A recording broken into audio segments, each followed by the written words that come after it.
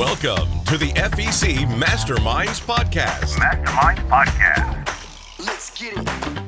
The ultimate hub for family entertainment center owners and operators to share ideas, find solutions, and grow your facilities.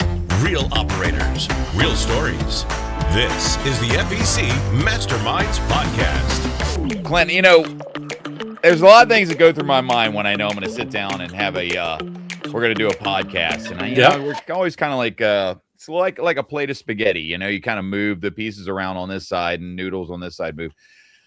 But, all that came to an end when I saw that shirt.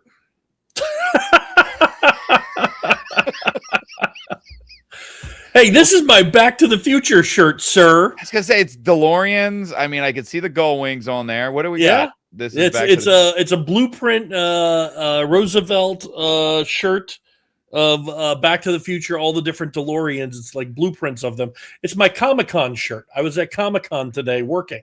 Comic-Con? I was at Fredericksburg Comic-Con, and this was my shirt that I wore to be nerdy. This is my nerdy shirt, I guess. I don't know. I'd have to say on a scale of 1 to 10, you're on an 11. There we go. Thank you. Well, I did not even come close to what most people were wearing. Really? So I'm probably for trying an effort, I'm probably in below 5. Been interesting. You're going to be posting pictures? Oh yeah, we got some pictures here. So if you're listening to the podcast, pull over, get on YouTube, and check this out, because not only do you get to see the shirt, but you'll get to see some pictures. And you don't want to miss the shirt, because your life would not be complete without a DeLorean. This is Back to the Future. I love this shirt. This is my Universal Studio. When I go to Universal Studios, this is the shirt I wear, because Doc Brown and the DeLorean are at Universal Studios. So there you go. But we did Planet Novak had a booth at the Fredericksburg Comic-Con. And typically what we do at a booth at the expo centers, we have a wheel that you can spin and win like $5 play cards to Planet Novak. Or you can win some other prizes, candy or something like that.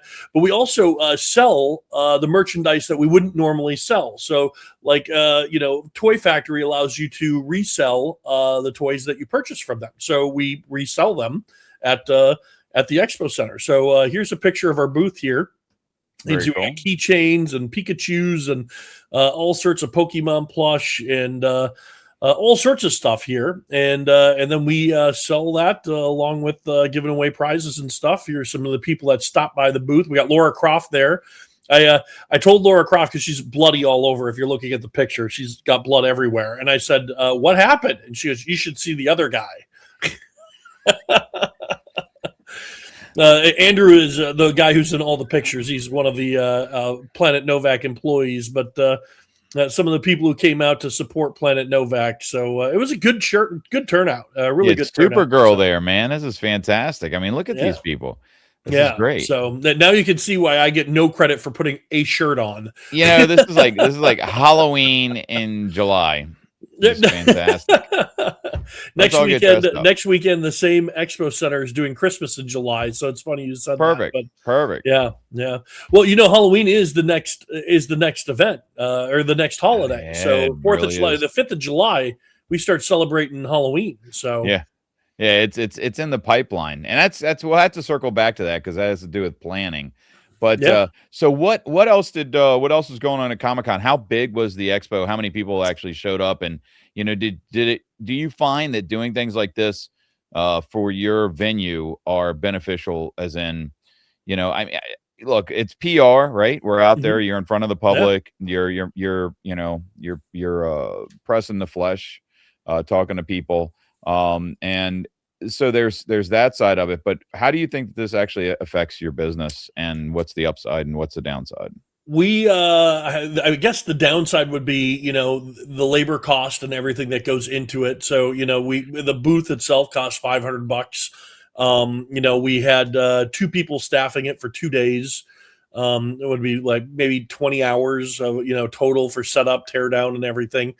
And we made $2,500, but that doesn't include how much the merchandise was, the booth, the labor, all that. But the amount of people, the biggest part of this is community driven. We're out in the community, we're with the community, and that is the big deal. We did a 4th of July celebration where we had a line that was 20 people deep just to spin that wheel to get a play card. We get a lot of recognition for that, and we try to go to at least one location outside our box every week, if not more. And so now this one's obviously bigger than a normal one because it takes all weekend. But normally we just go to a place where it's like 2 hours. You set the booth up, you have the games, people spin. We're not selling anything, but these big expos we try to get something back when we're doing those because it costs us so much money to do it. But yeah, for those things, I think it's super important. You should definitely be a part of your community, get out there, hand out brochures and stuff. And it was great. A lot of people knew about the new project, the Planet Novak Rewind, coming soon to the Spotsylvania Town Center. So people were asking for pictures and wanted to see what was going on there. Somebody came up to the booth and they're like, "Are you Clint Novak from YouTube?" I said, I am. And they said, "Could we get a picture with you?" And I said, "Sure thing. $20 for pictures, $10 for autographs." And spin the wheel. Maybe that's one of the things you can win. Yeah. They're like, the kid was like, "Well, you landed on autograph of Clint Novak or candy. Which one would you like?" "I'll take the candy, please." So yeah, it was, and they had the only celebrity that I recognized that they had here, because this is a small one, this is not anything big, but it was Sergeant. What was it? The wrestler, Sergeant. It's a big chin, the little mustache. That's as far as I can go. I recognized him. I think of like Sergeant Slaughter. That's the only. That's it, Sergeant Slaughter. Really? You had it right there, Sergeant Slaughter. Oh, he was there. Yep. So I got to see Sergeant Slaughter. The rest of the guys I really didn't, recognize or know. So, but I'm not that. That's not my. I'm not. I am nerdy, but I'm not that nerdy. So, it was still a good time though, and I think it's important to be a part of the community and do that stuff. So. Yeah, it is. It's time consuming when you go in and you're doing the setup and you're doing all of the, you're putting all your booth together, you're organizing all of this. And I agree with you 110% that it is worth the time for the most part to be out there, just to be in front, to be customer facing. Plus with being an owner of an operator, it's nice to be able to, the people would see, hey, the owner operator is actually physically here. And that's kind of cool. A lot of people kind of get a little bit of a kick out of that, knowing that, oh, you know what? I met the owner of XYZ, or because they stop in all the time and I'm not there. So my employees tell me that people stop in like literally once a day. Somebody will come in and go, "Oh, is Clint here?" And they'll be like, "Texas," or like, he's in Ohio, Canada, wherever. Yeah, that's great. He's not here, No, not there. No, I still think we need to get a cardboard cutout of myself. So, here he is. Get a picture of you. Bring him out. Sounds like a great idea. Yeah.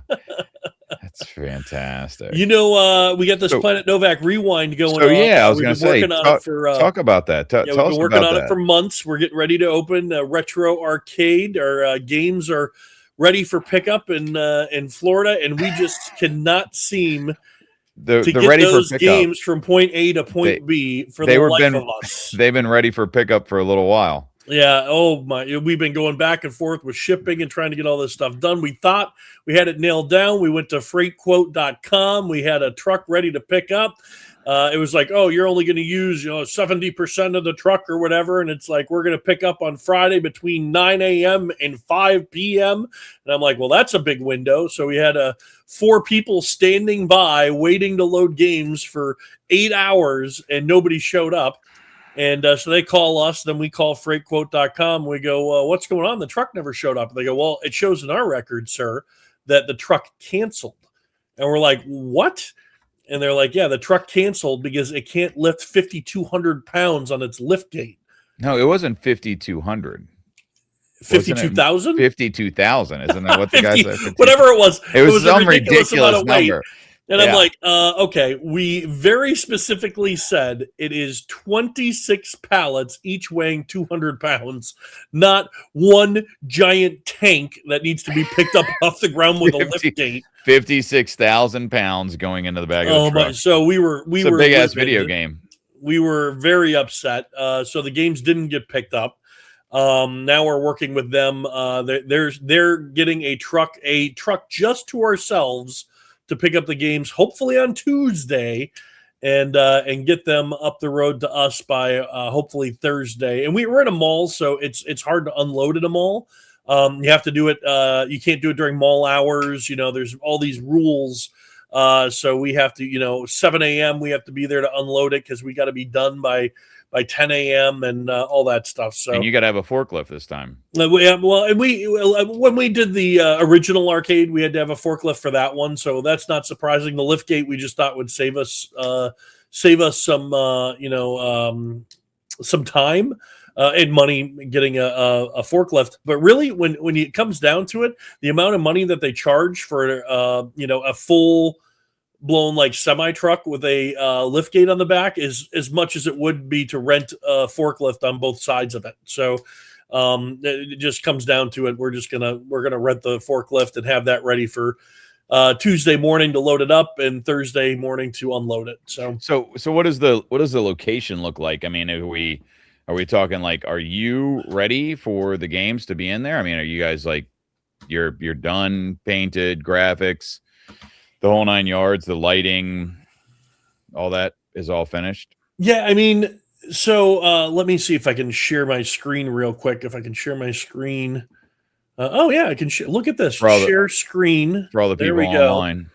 So that's what the space looks like right now. Super cool. So a lot of black. I like the kind of Tron-looking mountains in the background and the grid work, the blue grid work. Definitely looking over here on the left is 100% Tron looking. That's very, very cool. Yeah. What we're looking at. So we were just going to paint the walls black and we're going to leave the ceiling white. And the director of operations, Justin, said, I think we're going to paint the ceiling. And I'm like, okay, you can do that. I'm willing to pay for the paint if you're willing to paint it. And 2 weeks later, they're going, that was not as easy as we're anticipating. No, that's all the track lighting. You can see all the track lighting up there. Every tile in the ceiling that had something in it, they couldn't remove. They had to do it with it up there. And so a lot of taping off and painting by hand, and very few of the tiles, maybe 40% of the tiles actually were removable where they could paint it on the ground and put it back up there. But you still had to paint the what do you call it? The trim or whatever. The grid work. So and I see you got like some of these are black lit. So you're gonna have black lights throughout on all the tracks. Oh yeah. So I just flipped over so you can see it without the thing. Yeah. So that's for everybody that's just listening and not seeing. This is the wow is cool. This is very it's very cool. You got a lot of black with the black light popping out the colors and things like that. I'm sure in person it probably looks much even better than this, but that looks really fun. And the video games are just going to light it up. It's going to be fantastic. Oh yeah, the video games will really light up the space. We're going to go with no lights on in the facility, and so we'll have the black lights, the track lighting with the black lights on there. We got some furniture. You can see the couch that's over in the corner there. I'm going to go back to the lit picture. So you got the couch there, and I mean. The power Monday it's done this weekend, and so Monday we have to call for the inspection for the power to have them look at it before we can actually fire things up. And then it's a matter of getting the games in and getting the occupancy permit. So I know it still looks like the space isn't ready, but really it's like all of this is garbage. Yeah, it's really, we just really have close. to just throw that away. And the back here, that's all furniture with more garbage on it. So I mean, we're right there. I mean, we're very, very close. If they said the games were arriving Monday, this would have been ready Monday. Yeah. So how many games are you planning on putting in here, Clint?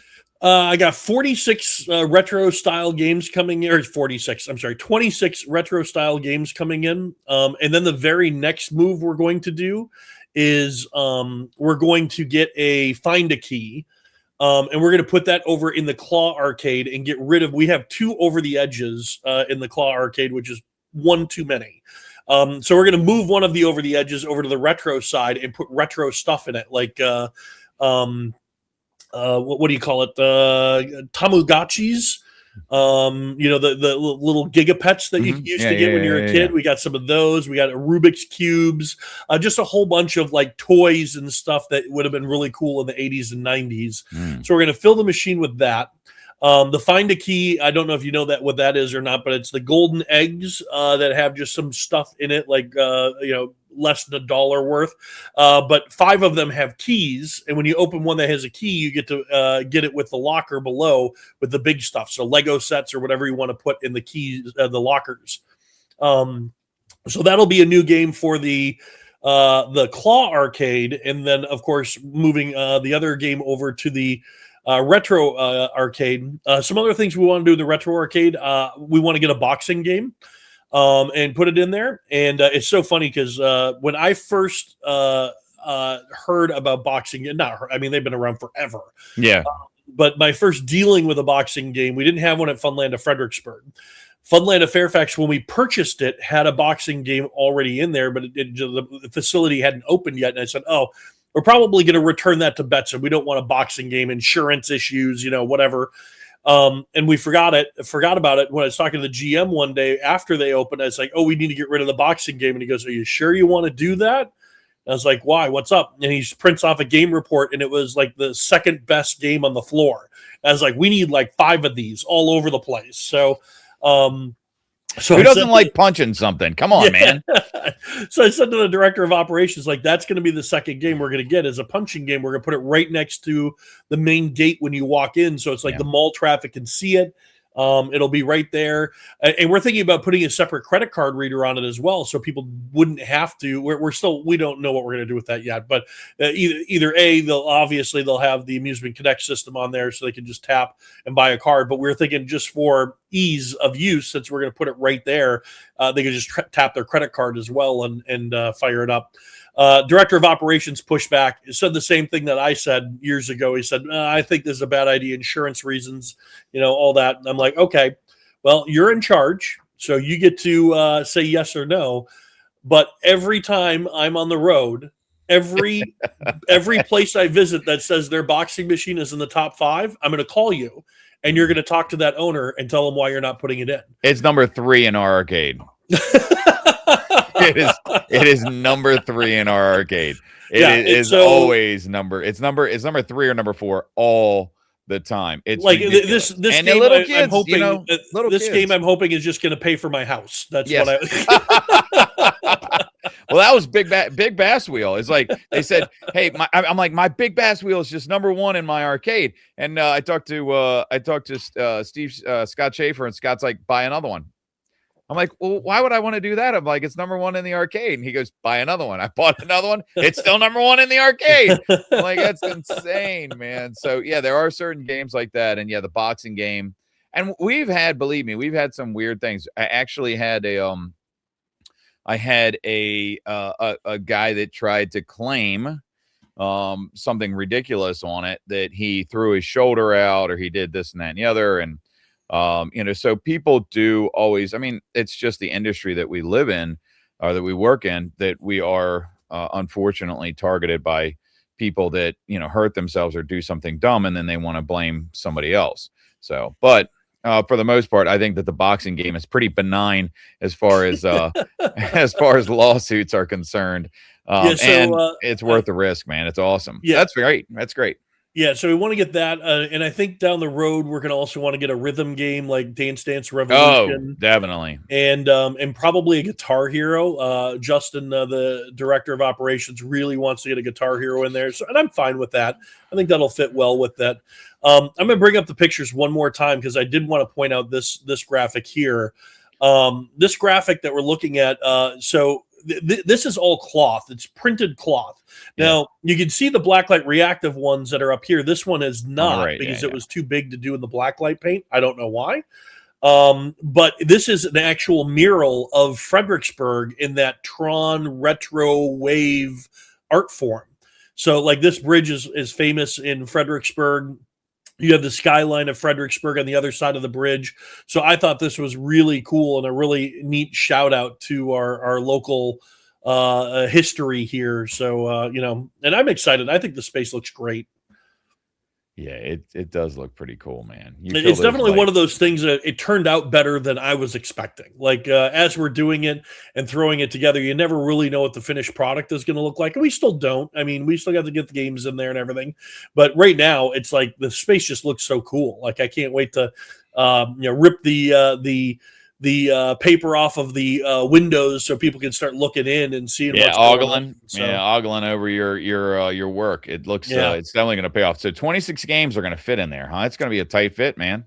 So we spaced it out, and we think we can get 45 to 50 games in there. So it must be a lot deeper than what you can tell on the from the pictures. Yeah, we're definitely going to be able to get them against one wall, and then there's we're a corner unit, so there's glass on part of the wall, but then there's not where the art mural of Fredericksburg. There's no glass there, so we put more games there.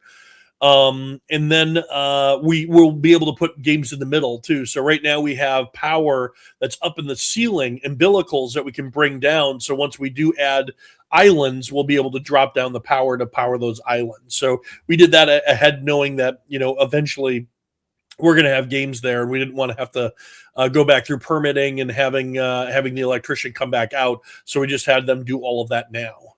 Fantastic. Yeah. So we just got to get the games. So hopefully this week, fingers crossed. Yeah, fingers crossed. Hopefully everything turns out great, and they arrive. So they're getting picked up on Tuesday. So you're thinking that you're going to receive them probably Thursday, Friday. Yeah, it's a 13 to 15 hour drive. Maybe with a big wheeler, it's a little longer than that. And I'm not exactly sure how long until they have to do their break and how long their break. So that's, if they get picked up, Tuesday morning, technically Wednesday they'd be arriving in town, but then we're not allowed to unload unless it's in that specific window of 7 to 9. So we have to wait till the next day before we can do anything. Yeah. So if you need 26 pallets, if you are in need of 26 pallets and are in the Fredericksburg area, boom, Thursday, we'll be happy. Just make sure your lift gate can handle 56,000 pounds. That's brilliant. Hey, we're not picking it up. We're not going to call you. We're not going to do anything. Yeah. No, we'll just cancel. We'll just cancel. They'll figure it out, right? Nothing like customer service. That's fantastic. Pay 4 people to sit around for 8 hours. Right. But the cool thing about this retro arcade is it's going to give you the opportunity to now do birthday parties, which you really weren't doing per se as a marketed piece in the Clawcade. So this is actually, you're going to do birthday parties, correct? Or am I? Yeah. Yeah. So and you got the photo booth right room, now, the photo op room in the back, and yeah, when we first opened, we had no anticipation of doing birthday parties. Our Claw Arcade is 3,000 square feet with 40 games in there. We weren't going to do birthday parties. And then so many people bugged us to do birthday parties that we added it to our website, and people can book through the website, but we don't advertise it. So we literally do not push it at all. And we get 1 or 2 birthdays a weekend doing it. And the problem is, again, like, we have not had a negative review yet. It's always been positive. And they get, there's a center lounge area they get for an hour. Everybody gets a $35 play card, but a $35 play card in a Claw Arcade lasts 10 minutes. And, we're trying to do everything we can to slow their spend down. Like, oh, let's play a fun game. Let's do the hokey pokey. Let's chicken dance, everybody. Stop playing the game. Put your card down, And so really the value is we're going to charge the same we have before, but we're going to move them over to the retro arcade. They're going to get a full hour over there with all of the games unlimited. So they get to play, whatever. And then the birthday host will take them over once they're done or close to being done. They'll hand out the $35 play cards and they'll walk over to the retro arcade, and then they'll be able to play, or not the retro arcade, the Claw Arcade, and spend their $35 there. And that's when they'll gather up their bag of plush that they get to carry around their see-through Planet Novak cheerleader bags, and just fill them up and have a great time. So ought to be great. So now you will be marketing. So do you have the website and everything built for the new? This is a whole other problem, Erik. I don't think I told you about this. This is just going to be the stuff that Clint has to deal with in order to open an arcade. 3 weeks ago, Wix, our payment processing for birthday parties, and our website provider contacted us and said, we are no longer supporting your bookings for birthday parties on your website because you are an illegal gambling organization. For those of you not watching, Erik is putting his head down in disgust. Hold on. So I got a story. So this will be great. So my family, we've been in the business since '79, right? Yep. We had the putt golf and games was probably 4,000. The main building was 4,000 square feet. Had about, I don't know, maybe we had 40 games in there, and it was all on one level. There was no upstairs, there was no downstairs, there's nothing. And it was like a Thursday afternoon, and my dad is in there. I was probably like 12. And the cops, the Frederick County Sheriff's Department literally shows up at my dad's, where's your gambling stuff? So, I mean, it's hilarious, right? And they wanted to go. They were like, we know it's upstairs. And we're like, yes, it's upstairs. We're doing it on the roof. So, yeah, that's fantastic. So elaborate, please. So I have a amazing web guy, and he, you know him, but I'm not going to say his name out there. But he jumped into action, and he sent a very professional email to them stating all the reasons we are not an illegal gambling organization and what we are and what we do. And so they I'll say, it was good of them to put in a, what do they call it when they go back and try to reverse their decision? Yeah. They looked at it and they came back and recanted their decision is basically. No, they didn't recant it. They just looked at it and said, no, we still believe you're an illegal gambling organization. They doubled down. Oh my God. So we lost the ability to book our birthday parties because we booked them basically. Amusement Connect doesn't have the ability to book birthday parties. Other systems, like if you had Intercard, or I think you have Simnox. I have Simnox. Yeah. If you have Simnox, they probably book birthday parties online, whatever you have. But Amusement Connect doesn't, and so we had to come up with a solution. Some people would just buy Party Center software, Party Center software or whatever. We had a great web guy who works in the industry, so he just said, let's just build it through Wix. So you don't have to pay an extra fee and all of that stuff. And so for months, we've been collecting down payments and full payments through Wix for the birthday parties. Now, our website illegal is still gambling. Our website is still allowed. Our website is still allowed to exist, and they just will not allow us to process payments through them. We have to find somebody else to process through the payment. So our next step was, well, we have a company that we deal with locally for our arcade. So we messaged them and kind of gave them screenshots of what we're dealing with. And he responded back, let's keep this illegal organization going. Let me see what I can do about, this. Actually, what he said was much funnier than I said. I need to see if I can actually find what he said. It's just, that's perfect. I think it's very apropos that you would be nailed with that. That's so funny because I can just remember this, and my father's look on his face was probably about like yours. Was like, what? We're doing what? Where? How is this? Wait, I'd like to make that money off of that illegal gambling opportunity. So yes, that's so nice of the Wix police to shut you down. Good looking out for the safety of children. I'm scrambling to find this email because I really want to get this quote right. I sent him all the stuff. He said, evening. Thank you guys for the introduction, Clint. I believe we can help grow your criminal stuffed animal empire.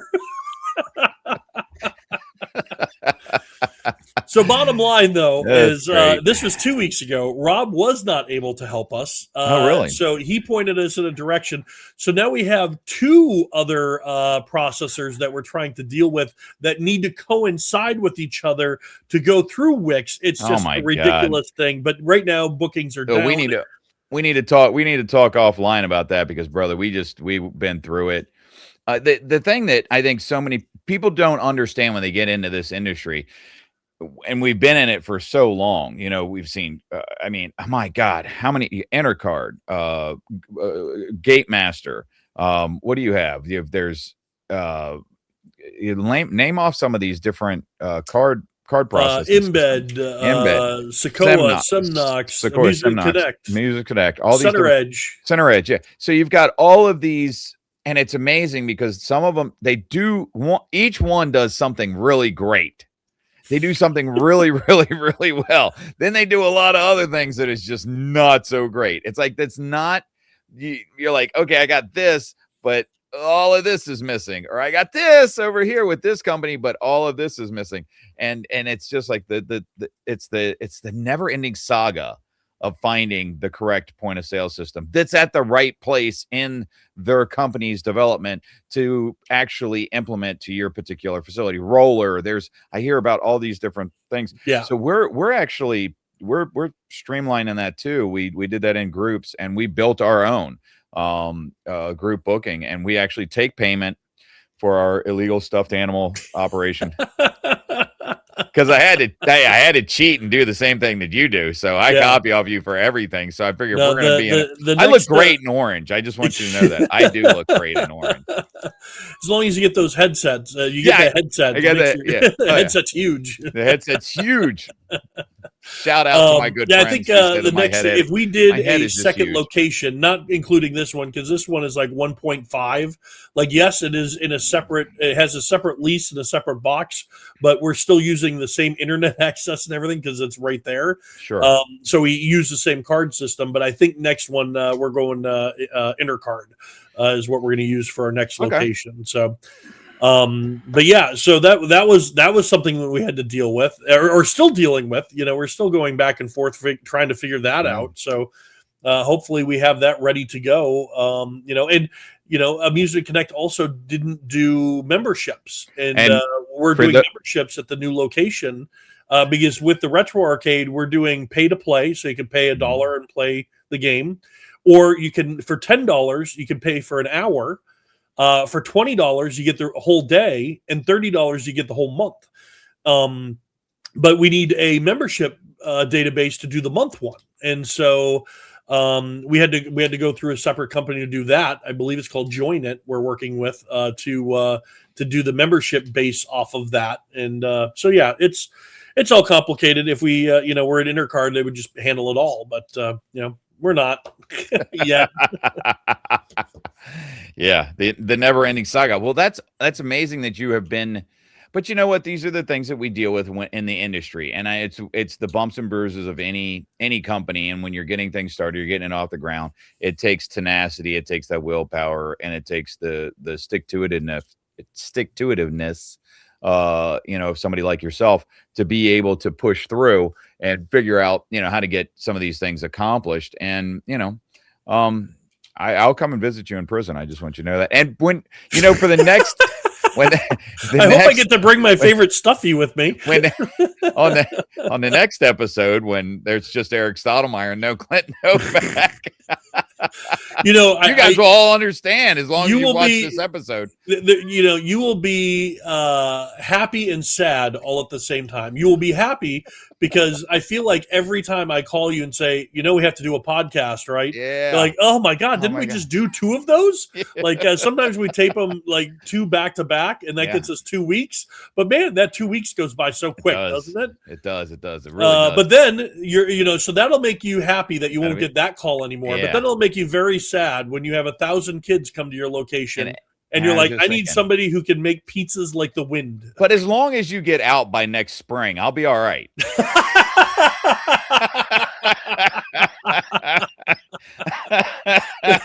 Oh man, I'll wear a wire. I'm just telling you, I'm not afraid of it. I'll wear a wire. And for those of you that are listening that are, we're gonna both go against each other. We're both turning each other in.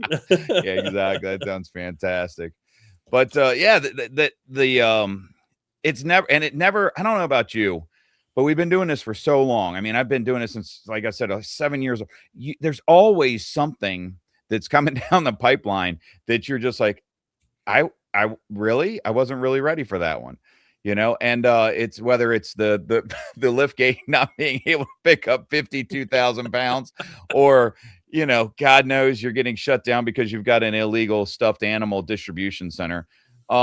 And it's just crazy. We had I'll give you just one. When we were opening up the Wildcat, we ended up on the front page of the Frederick News Post with a title of "Tear It Down," and it was like, what? Like, it's like it's that idle Tuesday. You wake up in the morning and you're like, what is going on? So, there's just there's always obstacles. Well, wait a minute. Why did you can't just cruise? Oh no, I'm not going to explain that one at all. Tear it down? No, I'm not going to explain it. Oh, so Frederick County was mystified, which was crazy because on our original design work of the park, we had mapped out actually in the middle of the park where the Wildcat is sitting. It says future rides, like 3 different spots right across where the Wildcat is sitting. It says future rides, and we had the electrical and all there for the future rides. And so when we went to the county, well, we didn't have to go to the county for anything because the power was there. So for those of you guys that know, like a lot of these coasters and have listened to our other podcasts, we talked about, the different types of rides, and a lot of these rides are ground mounted. They're not actually foundation based. Like, they're not like the Flipsy-Doo Twisteroo thing, whatever that thing was called. Cut the bolts. Yeah. That was the cut the bolt ride. It's not, that's foundation mounted. A lot of these rides, like the Wildcats and the other coasters and the things that are even at Funland, the coaster they're just sit on the ground.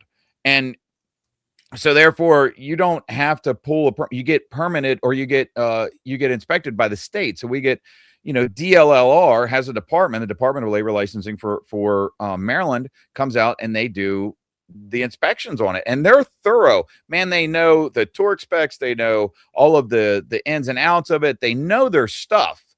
Well, we went in and Frederick County is just like, you're building this without a permit. And we're like, we don't need a permit, it just sits on top there. So months and months, and we just, I just kept directing the coaster and during the time frame. And then finally I got a phone call from a friend of mine. He's like, you got to pick up a Frederick News. And this is when, the papers are still out there. I hope you still have that. Like, I think my mom actually has a newspaper clipping. She's the archivist of Adventure Park. Oh my gosh. She does the scrapbooks and everything. So God bless her. She's amazing. And it's just hysterical because you're like right on the front page. And we were on the front page of the Frederick News Post for like a week and a half. And then finally, we just made a phone call to him. I made a phone call to him, and I was like, you guys have got to retract some of this stuff because it's just nonsense and it's not true. And yet people that live in Frederick County, if you ask them, they'll be like, they'll walk into the park, and every now and again, like it used to happen all the time. Now it's like maybe once or twice a year, somebody will walk up to me and they'll be like, oh, you own Adventure Park USA? And I'm like, well, my family, and give them the backstory.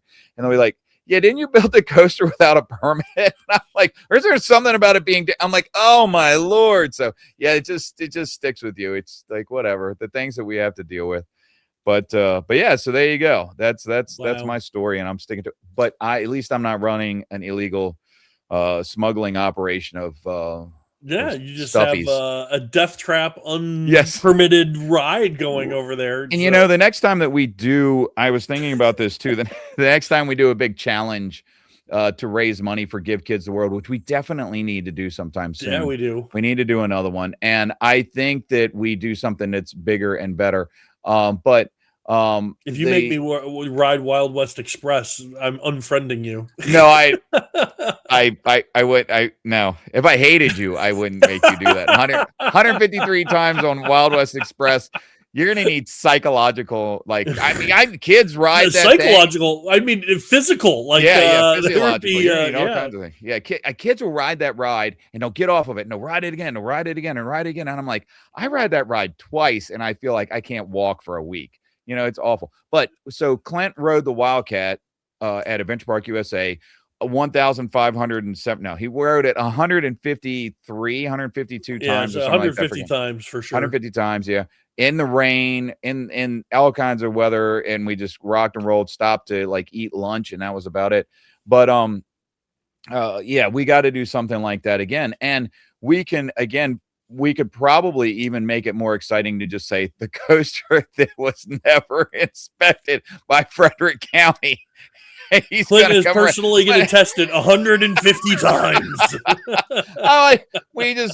Really, the thing gets 72,000 rides a year. I was trying to figure out how far it actually goes across the United States. So at some point, maybe I'll plug it into Grok and find out if the coaster is a quarter of a mile track, how many rides would have to be on the Wildcat in order for people to go all the way across the United States in a Wildcat car. I think that would be really cool. But yeah, so you definitely did some serious mileage on that day, and I think that those kind of things that circles back to getting out there and being part of the community, being part of the outreach, being part of the community that your business is in. It's so important, and we've talked to so many different people, so many amazing people on this podcast, and I can't wait till we've got so many people in the lineup coming up that it's just, and some big heavy hitters, some guys that and gals that have some great things to share with us. It's such a I would say a synonymous. It's with everybody seems to say the same thing is you got to be involved in the community. You got to be out there. You got to be in front of people. And if nothing else, I think it's cathartic. It makes you feel good as a business owner operator to actually go out there and people will be like, they come up to you and they'll say something. And I'm sure that people say this something to you all the time. Like they're being able to say that, hell, we know that you got a new arcade coming open. And it feels good because you're like, man, people are actually paying attention. It means something to them. And I think that that's a huge part of what we do every day. And, hey, we sell fun. Yeah, yep, definitely. Totally agree. In fact, we should probably get to our guest, huh? We're 42 minutes into the show. You are the guest. Totally forgot. Well, and they hung up. So I guess. Oh, man. It's terrible. God, we just sitting here talking all day. This is. I have no idea who it was, so I don't really even. It's fine. This is so normally we have guests and everything. This show is being done Sunday at 7 p.m. In less than 12 hours, this show goes up. Usually we record a week ahead of time. Yeah. But when I called Erik today, I was like, we don't have a podcast for this week. We decided we're going to jump on and do this, but we do have some great guests coming up. I just got back from a road show, Novak road show to Minneapolis and Wisconsin Dells, sir. Awesome. What a great trip it was. Becky from A&A Global, formerly of Flatline, got to hang out with me for 2 of the days and shadow me to see what it is that I do. And got to see some awesome redemption counters in the Dells and Metropolis. We got to see Brian Hunn up at Action City and the work that they're doing up there. He is going to be on the show, hopefully either in the month of July or August. He has to be coming up very soon because the stuff that him and his family and his staff are doing are just incredible. They're a really big FEC. They have a trampoline park. They have a dry park, outdoor, indoor. They have a resort. They have a hotel with hotel rooms, and then they have a water park that's indoors. So they have a lot, and they do. They're a big FEC. But the thing that I found, I'm a 3,000 square foot arcade in a mall, and me and Brian have the same problems. His are magnified. Absolutely. But it's just more zeros. It's more zeros, man. But I do have a question for you. Who was it that shadowed you? I'm sorry, I missed Becky. So Becky used to be with Flatline, and she moved. Yeah, I want to ask Becky. And maybe Becky can comment on this if she sees this on Facebook. Becky, did you figure out what Clint does? Because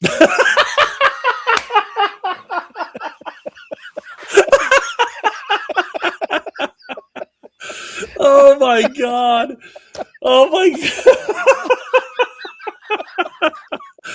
Oh my god! That I'm sorry, I laughed way too hard at that. That's the number one question I get from people is, what is it that you do? Like, number two question posting online. Number two question. Where that shirt come all from? These locations and what are you doing? What is it you do? Yeah. What do you do? And where did you get that shirt? Yeah. Hey, oh, man. As long as people are getting something out of it, right. Hickory, I really enjoyed our visit. He is part of a route operating business in Wisconsin Dells, and we got a chance to hang out with him at Mount Olympus. He had very kind words to say about our visit. He's been trying to get me out to the Dells for a long time. For those of you guys at Mount Olympus, dude, if you haven't, look it up online.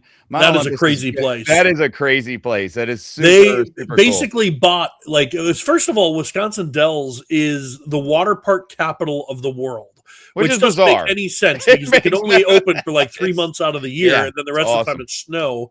But yeah, so they have, Kalahari started there. They have a Great Wolf Lodge, Noah's Ark water park, Mount Olympus, which started, I believe, as Big Chief go-karts way back in the day, and just kept expanding and expanding. They got the big, the Trojan horse that you go through. I mean, it's epic. Yeah. And so they have an indoor water park, an outdoor water park. It's just massive. Mm-hmm. And they bought every motel in the town, it feels like, and turned it into a wing of their hotel. So it's like, you can stay in building 300, which is a half a mile away, but you still get access to the resort and water park and all of that stuff. And so just really, really cool to see what's going on there in Wisconsin. I also got a chance to hang out with Ed, who was on the podcast a week or two ago, up in Minnesota, and got to see the Fun Lab, his new location, which really excited to see what he does with that. Also got a chance to see his St. Cloud location, which was much bigger than I was anticipating. Several go-kart tracks. They got a new one getting ready to open up. They have one water slide. They have 2 mini golf courses, bumper boats, 2 bumper boats. Kids bumper boats and grown-up bumper boats. So, it's so much fun to see. He started with a trampoline park, and expanded that into a FEC that's more than just trampolines. And now he owns 3 locations in the Twin Cities and surrounding areas. And so it'll be really fun to see, where he goes with all 3 of those locations. So, yeah, good people and good stuff coming up. So make sure, I will tell you this, is you want to get on here. If you own or operate an FEC anywhere in the United States, anywhere really, even in North America, I don't care, anywhere in the world, we want to talk to you. Yeah. We would be grateful to have you guys on the podcast because we'd love to glean information from you. And I'm just going to put it out there. We're going to steal all your ideas. No, but we're going to. No, we're going to steal them. All the good ones, anyways. Just the good ones. Yeah, no. But seriously, we want to have you on here.